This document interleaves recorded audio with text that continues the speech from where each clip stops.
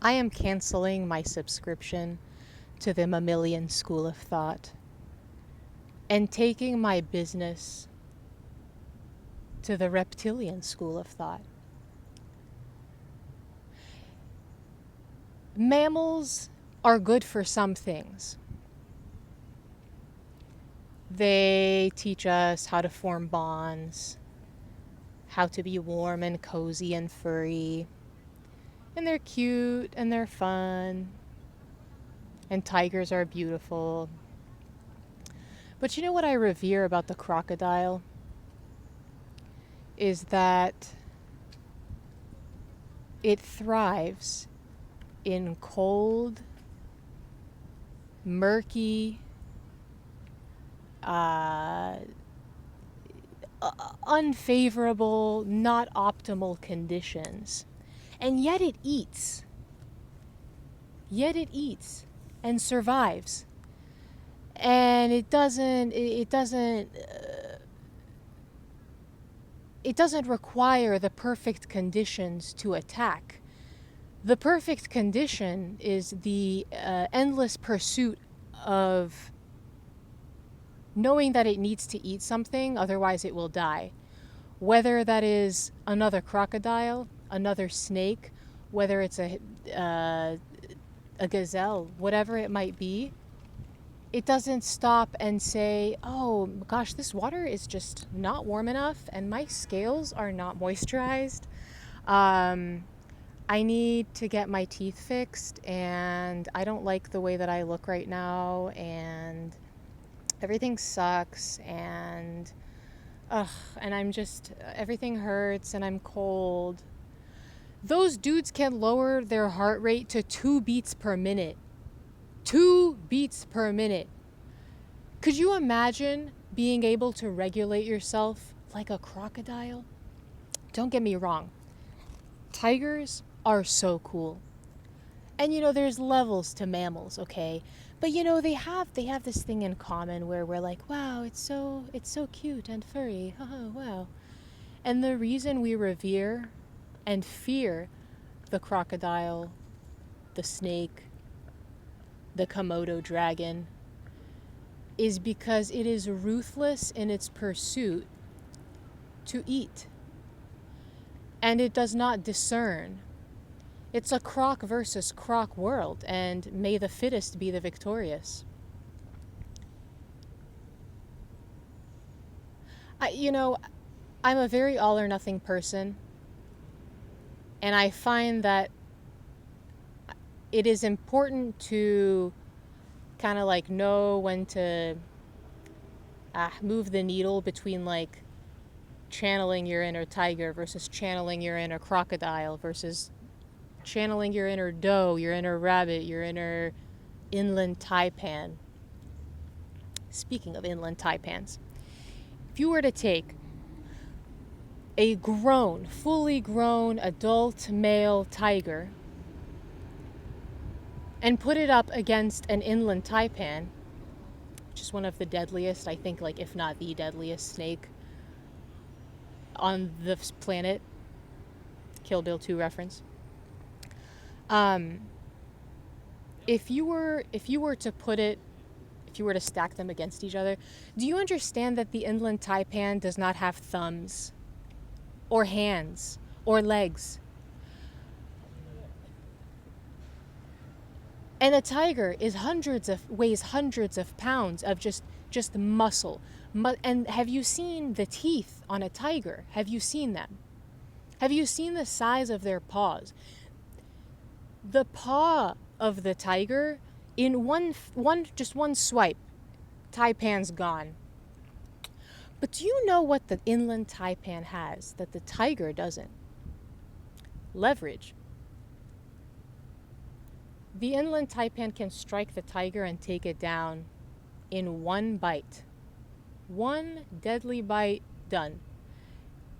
And then after all that, what did those hundreds of pounds of muscle do for the tiger? Did it help it survive anymore? In some ways, yes, but not against the inland taipan. No thumbs. Isn't that incredible? Isn't that incredible? What can you learn from that? leverage. So until that's the thing, the inland taipan will just sneak up on a tiger, on a lion, on a big cat, on something that could conventionally maul you or I or a large gazelle, because it has learned to leverage its weaknesses. It's learned to leverage either its strengths or weaknesses against the tiger, such that it has become the fittest. So it's important to shift perspectives and think outside the box when it comes to these things. Size is not necessarily, it doesn't necessarily make you the fittest. Bite force does not necessarily make you the fittest.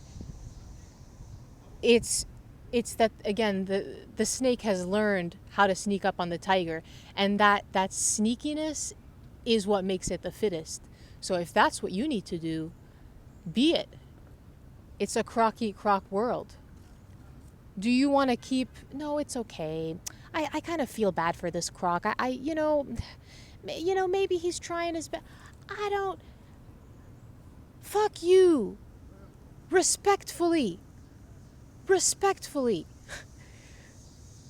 If you want to eat, go be fit.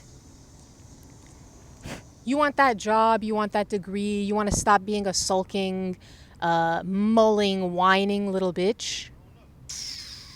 Go be fit.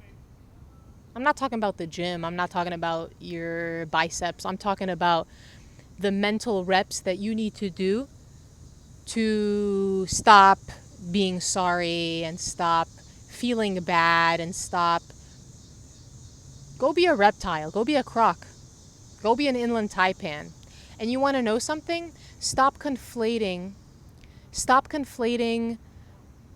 I feel bad and I just want to be nice, and with hurting people. It's a croc eat croc world.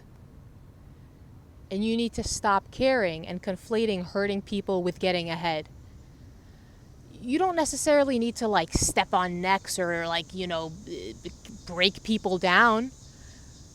But you do need to be ruthless in your pursuit of eating. And if that means it's at someone else's expense, then maybe so be it. And if maybe they're not crocodile enough to handle it, guess whose problem that's not? Guess whose business that's not? Yours. You are allowing that to take up real estate in your mind when there should be other things that are taking up real estate in your mind so that you can eat. There's only so much room in here before you're going to go crazy. You only have so much capacity. You have to prioritize. Stop feeling bad. Today, I took a 2-hour commute to a specific office. And when I got here, I thought I had all the documents that I needed. And it turns out that I was turned away. So I went to the bathroom and I had a good cry. Because the commute was a bit of a bitch.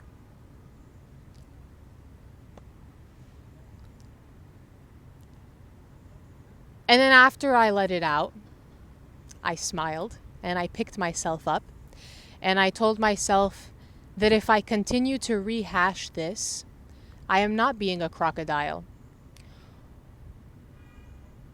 What today told me, and the reason that I felt like I needed a good cry in the bathroom, was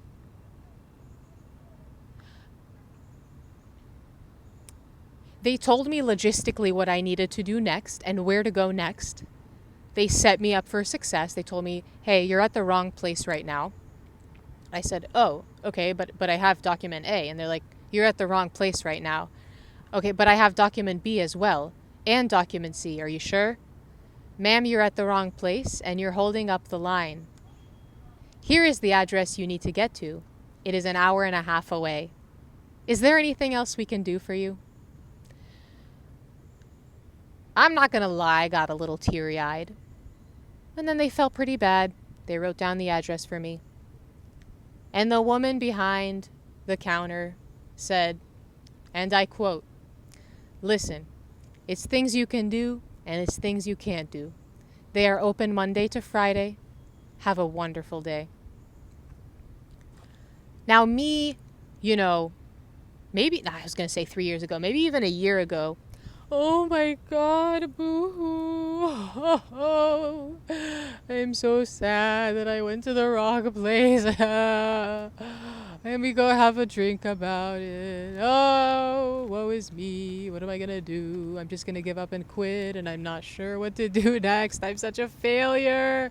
And I'm just going to sit there and just mull over it and mull over it and mull over it, and then watch. How pathetic is this? Watch a video about childhood trauma and be like, see, it's because I can't do anything right. Oh, woe is me. I can't do anything right. My mother was right about me being a failure, and she was right about everything that she said. Girl, get up. Get the fuck up. So what I need to do now is go to the address that they provided, because there's things that I can do and there's things that I can't do. And what I couldn't do today is have my documents accepted by the building where I went, because I guess I didn't read the fine print, which is also my fault. And this has been a lesson, right? Learning the hard way sometimes is the best. By burning your hand on the stove, it tastes so bad in the moment. But you know what? It's like, because my body and my mind and heart remembers how bad that tasted and how terrible that felt, I will ensure that it does not happen again. And if I allow it to happen again, I am an idiot. I am a full-blown idiot. If you're going to keep making the same choice and not using the lessons as leverage to be more aware for the next time, then you're an idiot and you don't deserve to move up in the world because you're not learning. You're like, when things happen to you like this, okay, it could be worse. There's people getting their heads blown off in different parts of the world. When things happen to you like this, you can do two things. You can smear the shit all over yourself and say that you're a victim and you're an idiot, or you can say, wow, I didn't know that. I hate that happened. But now I know what to do, and I am going to go to step B so that I can eventually make it from A to Z, because I messed up step A, step B, and it's all good. It's going to be okay. You don't need to attach just shut up. Just shut up and go do it. Be a crocodile. Be a crocodile, right? Be an inland taipan. I am not sure. Like, could you imagine the fate of the species, of the reptile, of the crocodile, if before every time that it missed a kill, that it was hungry, that it just sat there and just oh, my mom, and I'm so sad, and I messed up. Oh, I messed up. Oh, the crocs would have been extinct many, several hundreds and thousands of millions of hundreds and billions of bajillions of years ago. And that did not happen because a croc is a croc. Go be a croc. Go be a croc. Go be an inland taipan. Do you want to be a doe? Do you want to be a furry little sorry-ass prey-ass mammal? Or do you want to be a gigantic, scaly Nile crocodile that everyone reveres and that commands respect? You can just look at it. You can look at, even if it's behind the door of a zoo or something, or you see a photo of it, it gives you chills, doesn't it? Yeah, as it should. Now imagine if you commanded that same respect from others around you, in your family, in the workplace, in places that hold weight. You want to be a doe or you want to be a croc? It's your prerogative, baby.